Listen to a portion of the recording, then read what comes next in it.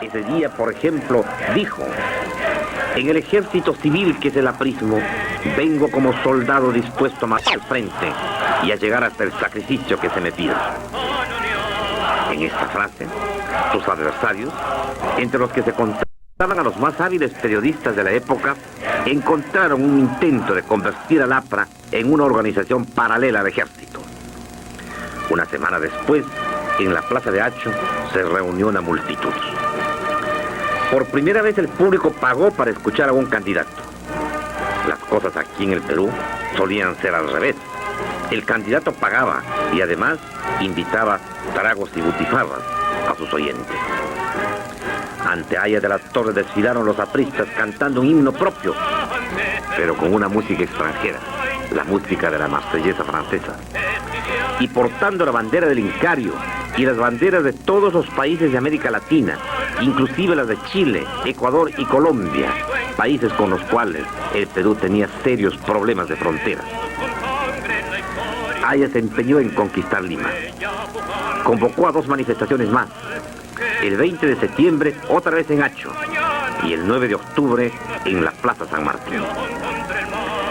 Aya de la Torre no solo era un líder, era un actor nato, un orador de extraordinarios recursos, un director teatral de primera magnitud. Entre Aya y la multitud se estableció una extraña comunión. Se hacía esperar durante horas, conversaba tarde, mañana y noche. Fue un organizador infatigable. Con frecuencia se le fue la lengua. Atacó al clero corrompido, a las empresas extranjeras, predicó el marxismo, fue un internacionalista, olvidándose del nacionalismo que unía a los peruanos cuyo territorio era mutilado por sus vecinos. Atacó al civilismo, al leísmo, al comunismo.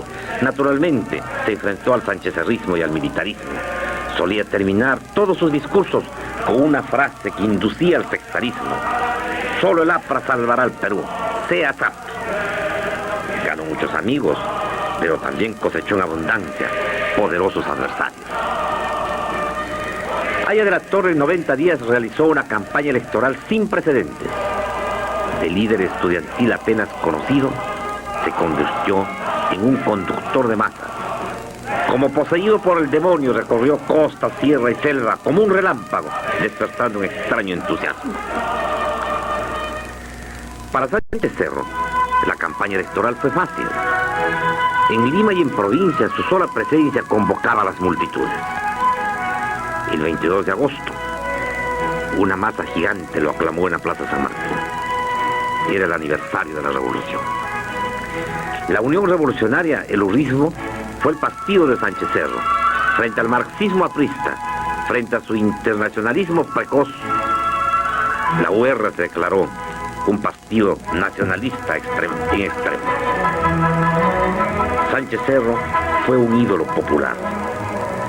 El pueblo humilde, por primera vez, se sintió identificado con él, con su color, con su hombría, con ese criollo desplante ante la muerte y con su rendido culto ante las mujeres. Intelectuales de nota buscaron un candidato de transacción. Entre el loco de Sánchez Cerro y la locura del APRA hay que encontrar la cordura de un tercero. Fracasaron. En un ambiente de absoluta normalidad y paz, las elecciones se realizaron el 11 de octubre. Los escrutinios fueron lentos. Otro error de la juventud aprista. El APRA prematuramente anunció la victoria de Aya de la Torre. Convocó a una manifestación en la Plaza San Martín para anunciar que Aya de la Torre era el presidente de la República. Los resultados fueron diferentes. Sánchez Cerro ganó con 152.000 votos. Aya solo alcanzó 106.000 votos. Pero el APRA no aceptó su derrota. Denunció la existencia de un fraude y pidió al Jurado Nacional de Elecciones la nulidad de todo el proceso. Su solicitud fue denegada. Se dirigió entonces a la Junta de Gobierno. Esta también desestimó su pedido. La tribuna diariamente sostenía la victoria de Aya de la Torre. Las Fuerzas Armadas un candidato minoritario, pero de gran autoridad moral e intelectual, José María de la Jara Lloret. Y las principales instituciones del Perú expresaron su respeto a los cómputos electorales. La violencia, la incertidumbre, la subversión, la división nacional comenzaron a ensombrecer al país. Se denunció un intento de asesinato sanchezero en el Cusco y de asalto a su domicilio en Lima. En La Libertad se decretó una huelga de protesta en respaldo a Aida de la Torre. Hubo intentos subversivos en Cajamarca, en Cerro de Pasco y en Chosica. Se inició la contabilidad de los muertos. Una docena de civiles perdieron la vida. El Jurado Nacional de Elecciones proclamó los resultados oficiales de los escrutinios. Pero la instalación de las juntas preparatorias de la Asamblea Constituyente demoraba sospechosamente. Sánchez Cerro exigió el respeto amenazante de los escrutinios. El Congreso Constituyente finalmente se instaló y eligió a su presidente, el doctor Luis Antonio Yegüen. Estaba integrado por 67 sanchezerristas, 27 apristas, 4 socialistas, un independiente y un descentralista. El APRA oficializó la existencia de la célula parlamentaria aprista. El 8 de diciembre, en una sesión solemne del Congreso Constituyente, Sánchez Cerro asumió la presidencia de la República. Ese mismo día, en Trujillo, Aida de la Torre pronunció un discurso bello, emotivo, histórico, pero amenazador, excluyente y lamentablemente subversivo. Por la fuerza no se nos reducirá, afirmó. Exaltó la unidad, la disciplina y la fe de los apristas. Desconoció la victoria de sus adversarios. Denunció la victoria fugaz del fraude y de la usurpación. Y habló de quienes van al poder sin título moral, de quienes carecen de la honradez de una inspiración superior, de quienes capturan el poder como botín de revancha. Desafiante, el joven Aida de la Torre dijo: ellos mandarán, pero nosotros seguiremos gobernando, organizando y dando el ejemplo. Vale decir, nosotros continuaremos redimiendo. A Palacio se llega con el oro o se le conquista con fusiles. Las vacaciones semidemocráticas han terminado. El Perú vuelve ahora al imperio del despotismo. Nuestro deber, nuestro gran deber imperativo es seguir adelante. Somos el partido del pueblo y la causa del pueblo vencerá. Solo el aprismo salvará al Perú. Increíblemente, el Perú se había dividido en dos bandos: los vencedores y los vencidos. Estos no aceptaban su condición de derrotados. Nadie quiso ser generoso con el adversario. Los peruanos no habían aprendido ni a ganar ni a perder. La violencia llegó a Trujillo en la Navidad. La policía intentó disolver por la fuerza una reunión aprista. Hubo muertos. El APRA denunció un intento de asesinato de su jefe, Víctor Raúl Aida de la Torre. El gobierno, por su parte, acusó al APRA de provocación al ejército y de subversión. El 28 de diciembre, la Asamblea aprobó la ley de emergencia. Con las libertades recortadas, llegó el año nuevo, el año 1932, el año de la tragedia.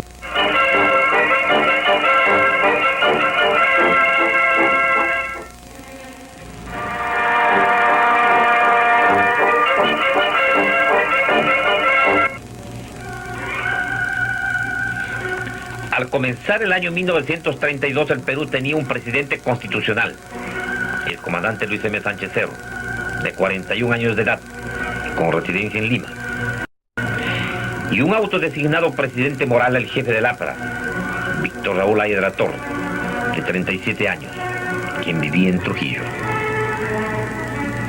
En enero, renunció al gabinete. Fue reemplazado por otro cuyos miembros pertenecían al partido Unión Revolucionaria. Luisa Flores, un joven, honesto y autoritario abogado, nació nacido en las montañas de Piura, fue nombrado ministro de guerra. Por esos días falleció en la Clínica Naval de Bellavista, a los 69 años de edad, el expresidente don Augusto Bernardino Leguía.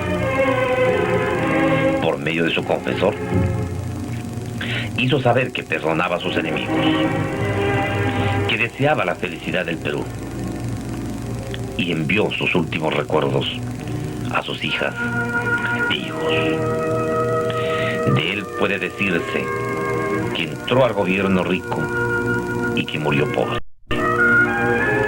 que gozó en el poder de todas las formas imaginables de adulación y que padeció en el infortunio de todas las formas imaginables de vejación e ingratitud. En la Asamblea Constituyente, la mayoría sanchezerrista y la célula parlamentaria prista libraban una lucha sin cuartel.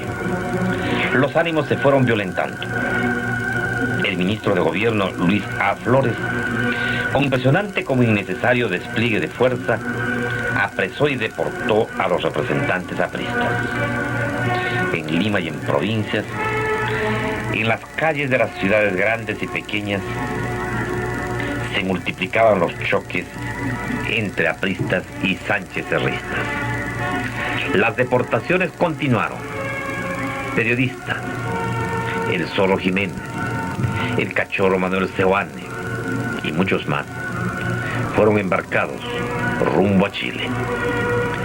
Aya de la Torre, cuya prisión había ordenado el gobierno, lanzó un manifiesto desde la clandestinidad. Su consigna: solo el APRA salvará al Perú. A principios de marzo ocurrió un hecho de extrema gravedad.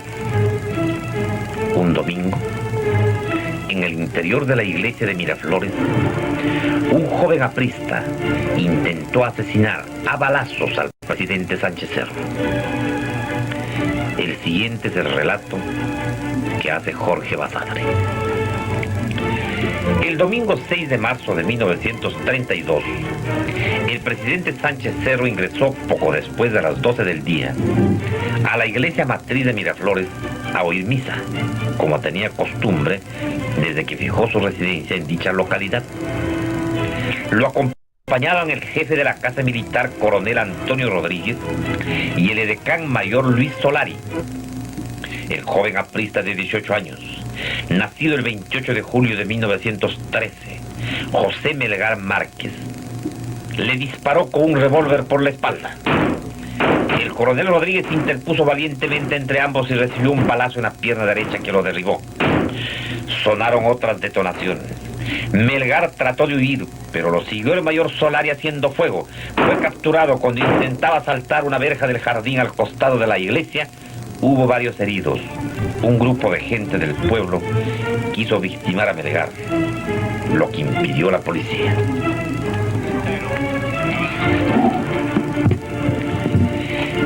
Este mismo hecho es relatado por el doctor Luis Alberto Sánchez, el ahora candidato a la primera vicepresidencia. En la fórmula del doctor Alan García, discrepa de Basadre en un punto, y tiene razón. Melgar disparó contra Sánchez Cerro de frente, a quemarropa, y no por la espalda. El siguiente es el relato del doctor Luis Alberto Sánchez. El domingo 6 de marzo, a mediodía, en la iglesia de Miraflores, el comandante Sánchez Cerro, que asistía a la misa, fue abatido de un balazo en el pecho por el joven aprista José Arnaldo Melgar Márquez. El balazo le atravesó el pulmón izquierdo, no le tocó el corazón, al que pasó rozando.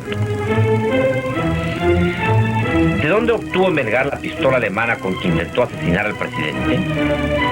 El doctor Sánchez responde a esta pregunta. Fernando Rosay, el jefe de producción de La Tribuna, entregó la pistola al doctor Juan Seoane Corral, juez de paz, diciéndole: esto es para que juegues. Emilio Rosay, hermano de Fernando, testigo de esta extraña transferencia, habría dicho: ya lo sé, se la llevan el sábado y la devuelven el lunes, ya conozco la cojudez. Esta pistola fue transferida por el doctor Seoane Corrales al joven Melgar Márquez. Sigamos con nuestro relato. La herida del presidente de la República fue muy grave. Trasladado a la clínica Delgado de Miraflores, el presidente se debatió entre la vida y la muerte. Gran cantidad de público en automóviles y a pie se dirigió a la clínica en manifestación de solidaridad. En Lima y en otras ciudades de la República, los templos se llenaron de gente que oraba por la salud de Sánchez Cerro. Las demostraciones de adhesión al presidente y de repudio al AFRA ocurrían en todo momento. Sánchez Cerro recobró milagrosamente su salud. Una corte marcial juzgó a los inculpados y condenó a muerte a José Melgar Márquez y a Juan Seoane Corrales. La pena fue conmutada por Sánchez Cerro. Fueron sentenciados a internamiento. El presidente dirigió un mensaje al país. La lucha entre el gobierno y el APRA no tendría tregua. Víctor Raúl Aya de la Torre fue apresado el 6 de mayo de 1932 en Miraflores.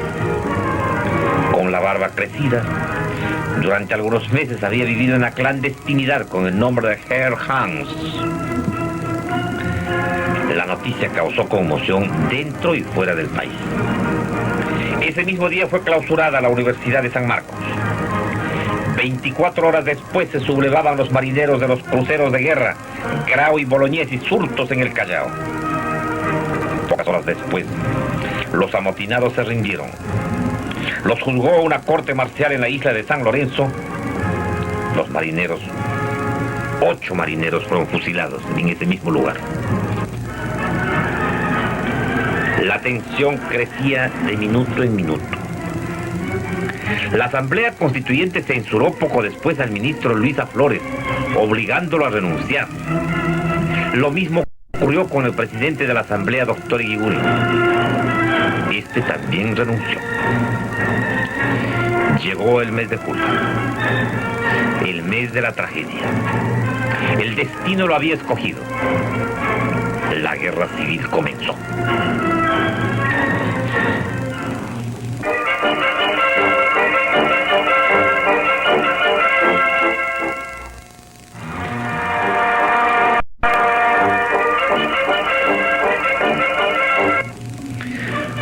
Julio de 1932. Comenzó la guerra civil. Leamos la versión del doctor Jorge Basadre. En la madrugada del 7 de julio de 1932, masas apristas procedentes de la Hacienda Laredo e integradas también por alumnos del Colegio Nacional de San Juan, se apoderaron, al mando de Manuel Barreto, llamado Búfalo, del cuartel O'Donovan en Trujillo. Hallábanse acuartelados en este edificio el regimiento de artillería número 1, al mando del teniente coronel Julio P. Silva Cáceres, y una compañía del regimiento de infantería número 1, de guarnición en Lambayeque. La lucha duró 4 horas, desde las 2 hasta las 6 de la mañana. Murieron muchos de los defensores y de los atacantes, entre estos Barreto. El cuartel de seguridad fue tomado por gentes del pueblo 3 horas más tarde. Prefecto de Trujillo fue nombrado Agustín Aya de la Torre. Víctor Silva Solís fue el subprefecto y jefe militar el capitán Leoncio Rodríguez Manfurque. El movimiento se extendió a Salaverry, Samne, diversos lugares del Valle de Chicama, Otusco, Santiago de Chuco y Huamachuco. También llegó a Cajabamba, en Cajamarca, y repercutió en Huaraz. El historiador aprista Percy Murillo Garaycochea dijo: a las 7 de la mañana la ciudad hervía de fervor revolucionario. El pueblo se había arrojado a las calles y por todas partes bullían los comentarios en torno a los sucesos de la noche anterior. A cada momento se anunciaba el ingreso de los revolucionarios. En el cuartel, los revolucionarios sacaron los cañones uno a uno. Se hizo formar a los oficiales y a los soldados vencidos de a 4 en fondo, emprendiéndose la marcha hacia Trujillo. Era un ejército que marchaba sobre hojotas, los fusiles en bandolera, los rostros manchados de pólvora, lodo y sangre, las ropas húmedas por la lluvia. Al frente iba el joven capitán del ejército revolucionario Alfredo Tello Salavarría. Los sones marciales de la marsellesa aprista se dejaban escuchar, entonados con un fervor jamás igualado. Apristas a luchar, unidos a vencer, fervor, acción hasta triunfar nuestra revolución. El gobierno movilizó desde Lima por mar y tierra tropas para develar la revolución. La aviación se aprestó a la lucha. El puerto de Salaverry fue recapturado a los 2 días de haber comenzado la lucha. Agustín Aya de la Torre, Cucho y sus lugartenientes jugaron en la noche del 9 de julio. Las tropas del ejército se preparaban a atacar. Tropas del ejército y destacamentos de la Guardia Civil al mando del coronel Ruiz Bravo se ubicaron para la acción obedeciendo a un plan elaborado por su Estado Mayor. Los oficiales, los soldados y los guardias civiles que habían caído prisioneros en manos de los apristas habían sido reunidos en la cárcel de Trujillo. A las 2 de la madrugada comenzó el horrendo asesinato. Guillermo Sondek, actual director del diario La República, describe este macabro suceso de la siguiente manera. Los oficiales, soldados y civiles fueron asesinados entre las 2 y las 3 de la mañana del domingo 10 de julio. Fue un asesinato masivo, cometido con ensañamiento, a sangre fría, bárbaro y espeluznante. Desde los tiempos en que los vencidos en el campo de batalla eran descuartizados por los vencedores en nombre del rey de España, el país no había sido testigo de tan inexplicable crueldad. Los asesinos se habían repartido las celdas. Una linterna alumbró débilmente a las víctimas y el silencio fue roto por los disparos de fusil, hechos a través de las rejas. Tiraron al bulto, gastando en su macabro propósito alrededor de 400 proyectiles. Una vez que se les consumió la munición, se fueron, cerrando tras de sí la puerta de la cárcel. Atrás quedaban amontonados los muertos: 10 oficiales, un soldado de artillería, 15 policías, 25 civiles. Pocas dudas caben de que la masacre estuvo dirigida por el ex sargento Julio Alvarado, secundado por un expresidiario, el Chueco Carrillo. Ambos fueron combatientes apristas de la revolución. La matanza de la cárcel despertó en el ejército un profundo rencor hacia el APRA. El espectáculo que se ofreció a los soldados que entraron en la cárcel fue pavoroso. En ese hediondo hervidero de moscas, enrojecido por la sangre, estaban amontonados los cadáveres de hacía casi 2 días. La estrecha distancia desde la que se habían hecho los disparos se reflejaba en las espantosas heridas. A un cadáver, rígido y grotesco, le faltaba medio rostro. La bala había entrado por una mejilla y salido por la otra, llevándose media cabeza. Había una atmósfera de crueldad y de barbarie en esa maldita cárcel de negación de la humanidad, la justicia y el honor. Hasta aquí la descripción de Guillermo Sondek. Aviones e hidroaviones bombardearon objetivos militares y dejaron caer bombas en la ciudad. El hospital donde había heridos fue afectado. Las tropas del ejército y de la Guardia Civil en 2 columnas avanzaron sobre la ciudad. Durante todo el día se combatió con furia, calle por calle, y en algunos barrios, casa por casa. El 11 de julio al mediodía, las 2 columnas del ejército se encontraron en la plaza de armas de Trujillo. La revolución aprista había llegado a su fin, a los 4 días de haber comenzado. La noticia sacudió a los soldados, a los oficiales, a la ciudad de Trujillo, a todo el país.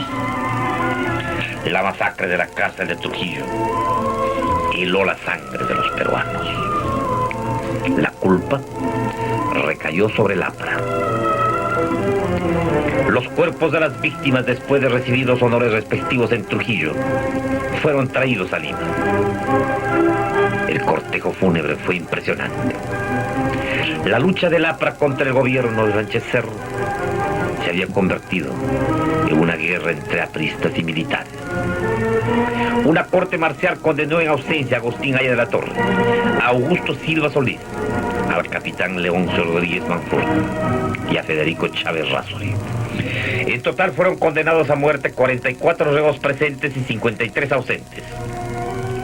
En las ruinas de Chanchán, en las afueras de Trujillo, los condenados fueron ejecutados de inmediato. Además, se denunció la ejecución sin proceso de civiles apristas en horas de la madrugada. Sánchez Cerro fue informado de estos bárbaros métodos represivos, conocidos con el nombre de hacer saltar las corvinas. Según un testimonio de la época y que recoge Jorge Basadre, Sánchez Cerro dirigió una orden terminante: ni un fusilamiento más, esto no es justicia, es un crimen, dijo el presidente de la República. Escuchemos cómo describe Jorge Basadre este momento trágico de la guerra civil. La matanza de Trujillo es una de las páginas más abominables de la historia del Perú. No hay en ella, pese a las muchas turbulencias que registra, ningún episodio que se le puede comparar. El ejército a través de los años la ha tomado como un agravio inferido a todos los que visten el uniforme de la patria. Esto no justifica, sin embargo, la represión que sobrevino. En el cumplimiento de las sentencias con pena de muerte, no se siguió el precedente de quintar o diezmar cuando el número de los que se han de fusilar pasa de 10. A esto se agregaron los centenares o miles de ejecuciones sin proceso. Pareció que predominaba la política no solo de castigo o represalia, sino con miras al exterminio del adversario, que, al fin y al cabo, también era peruano. En el Perú de 1932 hubo, por ambos lados contendientes, un vasto derramar de sangre y de encono, que anticipa el de la Guerra Española de 1936 a 1939. Termina la cita de Basadre. En Huaraz también funcionó una corte marcial. En esta ciudad fueron fusilados el mayor Raúl López Mintró y un joven dirigente aprista, Carlos Phillips. Este último, al enfrentar el pelotón de fusilamiento, habría dicho: solo Dios salvará mi espíritu y solo el APRA salvará al Perú. Transcurrieron los meses. El Perú vivía una tensa tregua. Se esperaba más violencia. 1933. Aya de la Torre continuaba prisionero en la penitenciaría de Lima. A la crisis económica, a la guerra civil, se sumó otra amenaza. Parecía inminente una guerra con Colombia. El 21 de febrero los apristas hicieron estallar bombardas en el Parque Neptuno en homenaje al cumpleaños de Aya de la Torre. Fue el primer día de la fraternidad aprista. El comandante Gustavo Jiménez, desterrado en Chile, ingresó clandestinamente al Perú. De Lima, en total anonimato, siguió a Trujillo y de aquí a Cajamarca. El 11 de marzo se sublevó en Cajamarca y asumió el título de jefe supremo político y militar de la República y delegado de las organizaciones revolucionarias. No estoy aquí para apoderarme del gobierno. Estoy cumpliendo un cáustico papel de desinfectante. Estoy para sacar la podredumbre, dijo el zorro Jiménez en su manifiesto. Con el respaldo de los elementos militares y policiales de Cajamarca, Jiménez avanzó sobre Trujillo. Políticamente, contaba con el apoyo del APRA. El gobierno envió tropas para develar el movimiento rebelde. La aviación se puso otra vez en acción. El comandante Jiménez se vio aislado, militar y políticamente. El apoyo ofrecido no llegó. El gobierno denunció su acción como traición al Perú en pleno conflicto con Colombia. Convencido de su fracaso, puso fin a su aventura revolucionaria del mismo modo como había vivido. Reunió a sus soldados. A uno de ellos se entregó 750 soles en billetes. Era todo lo que tenía para hacer la revolución. Yo no soy ningún traidor, exclamó el comandante Jiménez. Luego, en actitud militar, extrajo su pistola y se desenrajó un tiro en la sien. Murió en su ley. Fue un militar honesto, valiente y soñador. Mucho se puede decir de él, pero tal vez lo más notable de la obra de este conspirador permanente es el Estatuto Electoral, trabajo que él estimuló para garantizar elecciones limpias, para garantizar elecciones puras, para asegurar que no se volvieran a usar las armas para conquistar el poder.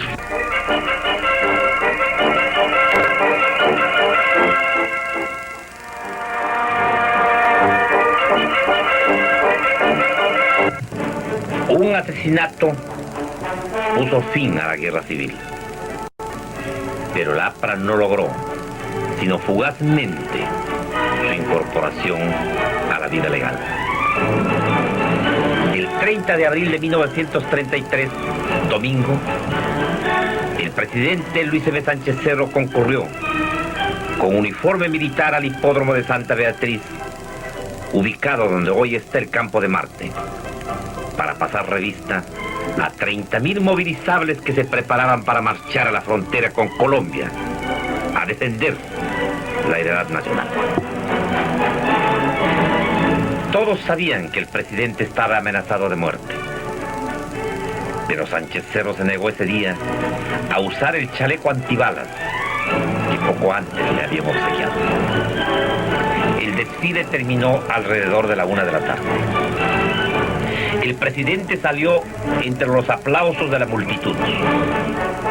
Estrechó las manos de sus ministros, de los jefes del ejército. Junto a él, en el automóvil hispano-suizo, tomó asiento el presidente del Consejo de Ministros, doctor José Matías Manzanilla. En los asientos anteriores se ubicaron el coronel Antonio Rodríguez Ramírez, jefe de la Casa Militar, y el edecán mayor Eleazar Atenquín. El automóvil del presidente avanzaba lentamente. El general Sánchez Cerro saludaba al público. Inmediatamente detrás, en un Cadillac cerrado, viajaban los miembros de la Casa Militar. La siguiente es la descripción que hizo después de las encuestas judiciales de la Corte Marcial el fiscal mayor Julio A. Barrio Nuevo. Una vez que el automóvil del presidente avanzó algunos metros de la puerta de salida del hipódromo, un individuo que resultó ser Abelardo Mendoza Leiva, rompiendo el cordón formado por las tropas de la Guardia Republicana, se precipitó sobre el carro presidencial y, prendiéndose con la mano izquierda por la parte posterior de la capota, disparó con su arma, con la mano derecha, por la espalda, contra el presidente de la República, una ráfaga de 3 disparos, infiriéndole como consecuencia 2 heridas de carácter mortal. 2 vigilantes y un soldado que seguían de cerca el carro presidencial se lanzaron sobre el indicado Mendoza. Y sin tiempo para más, uno de ellos trató de cogerlo por la solapa, sin poder evitar que siguiera disparando Mendoza contra el presidente. Los demás vigilantes que se encontraban próximos al lugar, tratando de neutralizar a Mendoza, dispararon sus revólveres, ocasionándole instantáneamente la muerte, al mismo tiempo que los soldados de la Guardia Republicana disparaban también sus armas, dentro de la mayor confusión. El indicado Mendoza recibió 13 disparos mortales y varias estocadas. Hasta aquí la cita de Basadre. Un gran charco de sangre quedó en el lugar donde fue masacrado el asesino Mendoza Leiva. El presidente Sánchez Cerro, gravemente herido, fue conducido en el mismo automóvil al hospital italiano ubicado entonces en la avenida Bancay. El fallecimiento se produjo a la 1:10 de la tarde. Los funerales de Sánchez Cerro fueron impresionantes.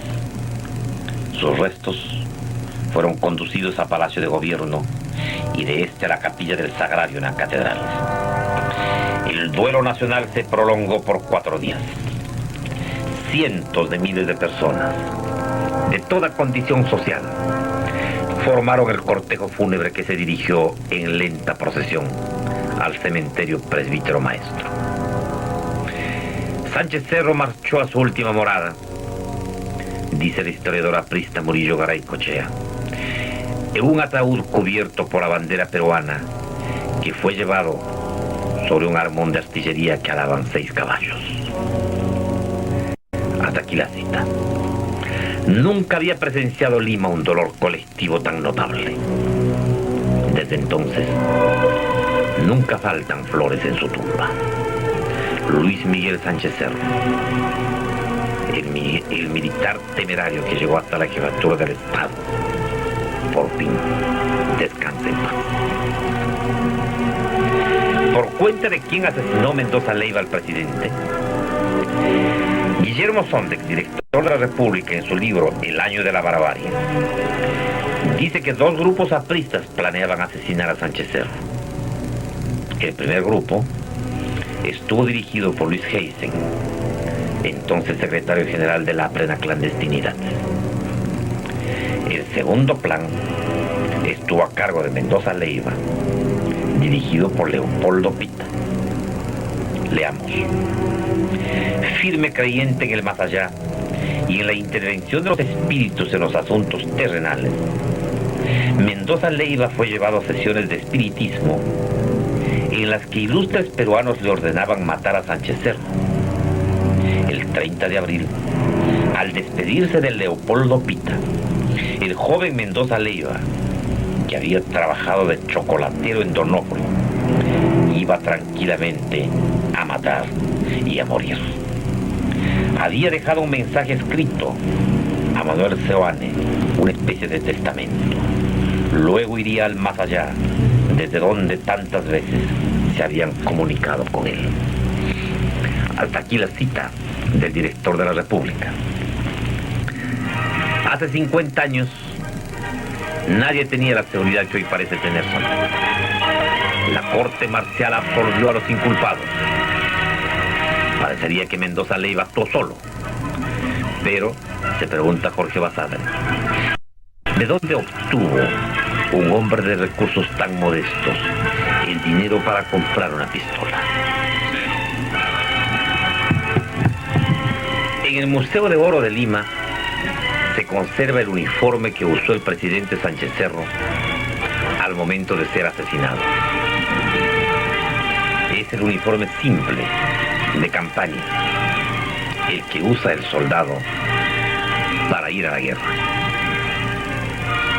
En este mismo museo se encuentra la pistola que usó el asesino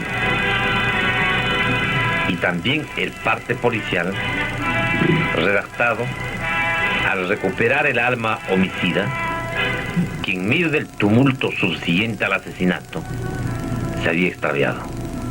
La policía la recuperó en Huancayo. ¿Qué fue de la familia de Sánchez Cerro? Escuchemos el testimonio de 2 de sus hijos. Ustedes son hijos del expresidente Sánchez Cerro. Bueno, así lo confirman los documentos, ¿no? Más que mi declaración. ¿Le han dicho a usted que se parece a su padre? Un poco, nada más me parezco a mi tío, Ortel. ¿Usted? Toda mi familia dice que soy exactamente igualita a mi padre, en sus gestos, en su modo de pararse, de reírse inclusive. ¿Puede reírse usted? Bueno. Muy bien. Laura Sánchez Cerro de Thompson. Laura Rosa. Laura Rosa. Usted era muy niña cuando falleció, cuando asesinaron a... Sí, yo prácticamente no conocía a mi padre, era muy pequeño. Todavía no había ingresado al colegio. No había ingresado. ¿Cuántos años tuvo usted cuando asesinaron a Sánchez Cerro? 10 años cumplidos. ¿Usted recuerda entonces si dejó fortuna? Absolutamente nada. ¿Ningún bien inmueble, Bueno, dinero en tenía efectivo? una participación, yo estoy informado que tenía una participación en una casa que existe en Piura. Ya, pero no pudo dejar fortuna, digamos. No, personales no.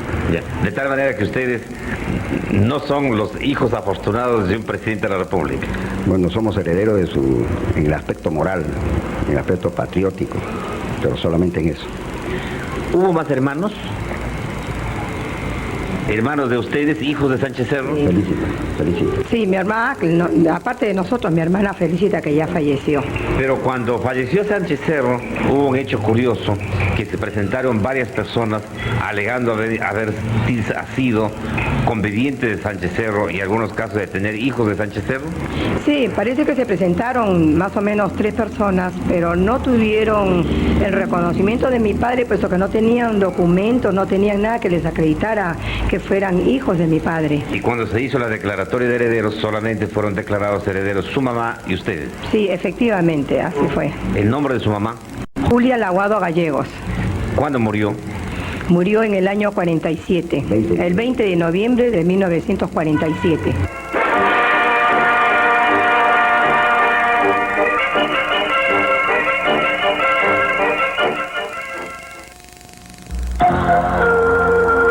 Primero fueron lampas, ahora son maquinarias.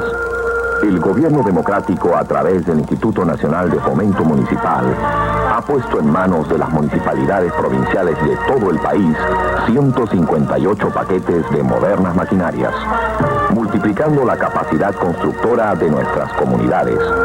Cada paquete consta de un cargador frontal multipropósito, una excavadora, un camión volquete y una motocompresora hidráulica. El Instituto Nacional de Fomento Municipal presta además importante ayuda técnica y financiera a los gobiernos locales. Todos estos son trabajos que no los hubiéramos podido realizar si no hubiéramos contado sobre todo con la retroexcavadora Guría y con este volquete que nos han otorgado del INFON. Ciudadano, con estas herramientas puedes construir tu desarrollo. Apoya a tu gobierno local y forjarás una verdadera revolución en democracia. Telediario es primicia. Telediario es noticia. Telediario es reportajes. Telediario, una nueva imagen en la información, diariamente a las 7:30 en el 7.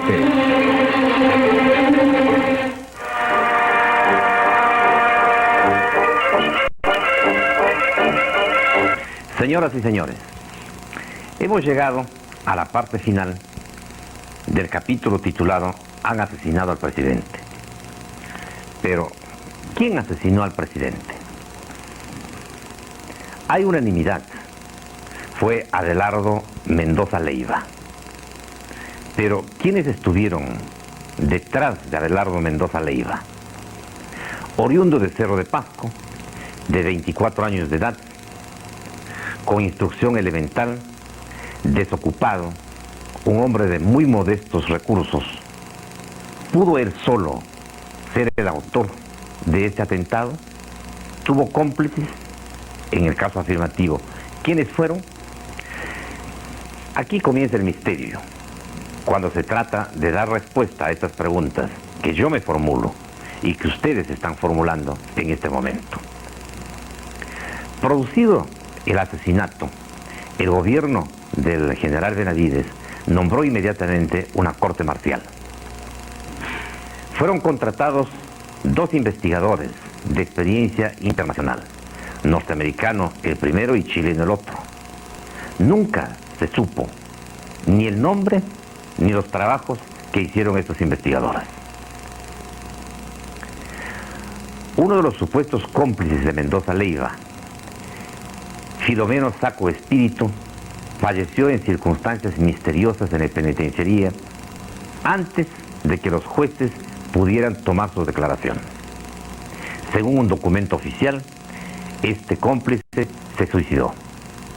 Según testimonio de detenidos apristas en la penitenciaría, fue asesinado por los elementos encargados de su custodia en una forma muy cruel. El presidente de la Corte Marcial, un general del ejército, denunció a los 197 hombres encargados del cuidado del presidente Sánchez Cerro de grave negligencia en el cumplimiento de su misión. ¿Por qué un cuerpo selecto encargado de cuidar al presidente ese día no tuvo ni las más elementales precauciones para cumplir con su deber? La sentencia también habla de un complot, porque se ha comprobado otro hecho excepcional. 8 impactos de bala se encontraron en el asiento donde estuvo el general Sánchez Cerro en el momento del crimen. 8 disparos que, según los peritos en balística, fueron hechos a 35 metros de distancia. No procedieron ni de Mendoza Leiva ni de la guardia de corps del presidente Sánchez Cerro. Según versiones recogidas de autores apristas, hubo una intervención curiosa, la de los espiritistas.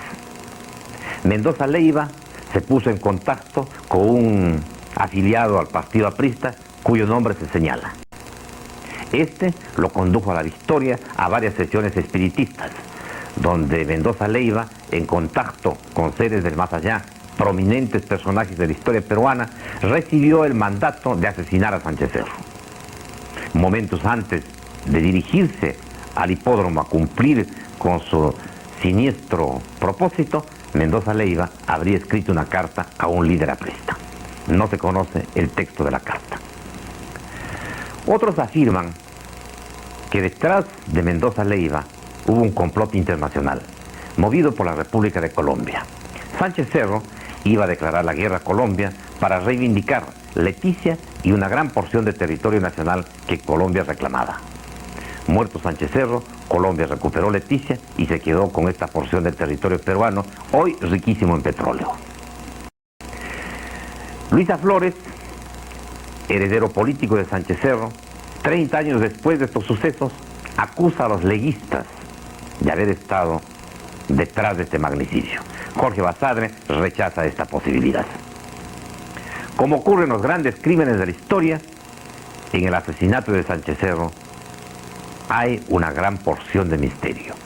¿Qué es lo que queda de Sánchez Cerro? En un museo de Lima, el uniforme que usó el día de su muerte.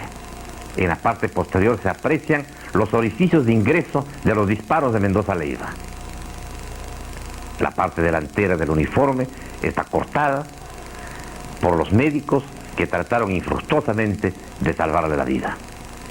Quedan también una provincia con el nombre de Sánchez Cerro, muchas calles y avenidas en todas las ciudades de la República, el recuerdo en la mente de todos los que le amaron, y aún perdura el odio de quienes le temieron o se sintieron por él maltratados. Sánchez Cerro es una figura indudable en la historia del Perú. Para el ejército, Sánchez Cerro es el ejemplo de un hombre probo, sacrificado, honrado, honesto e idealista.